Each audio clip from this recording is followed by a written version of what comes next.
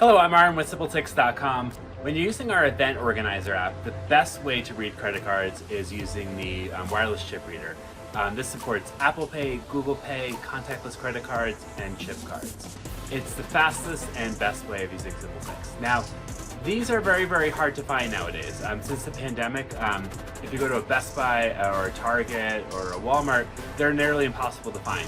Now, if you go online, you can order it, but it might take a week or so to get it delivered. And you don't want to do like overnight shipping. So just letting you know, if you do plan to use the event organizer app, always get one of these, have it on standby, just order it ahead of time. However, if your event is tomorrow and you haven't gotten it yet, this video is really for you. The standard mag stripe reader is this one here. It goes into the audio jack, and these have been around for over 10 years now. They're very common. Everyone has them in stock. They're easy to find. There's a newer version that really works for the iOS devices that don't have the audio jack anymore, like this one right here.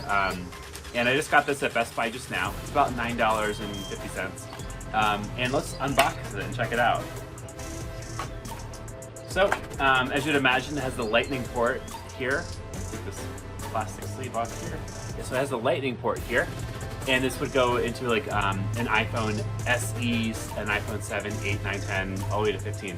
Actually, they're not at 15 yet, but they're getting close. And because after iPhone 6, they stopped making the audio jack. So you have to use something like this. So it goes right into the side here, into the charging port. And now it's in. And let's do a test run to see how it works. And I'll go ahead and select a ticket here. And I'll choose this option to pay with debit card, credit card, and I'll choose Pay Now.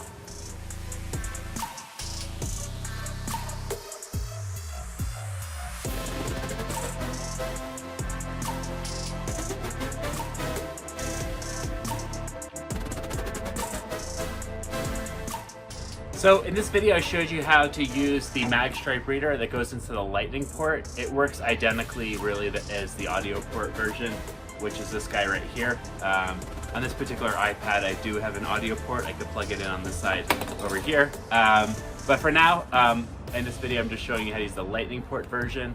And thanks for watching. If you have any questions, feel free to leave a comment down below. We read them all. Have a great day. Bye now.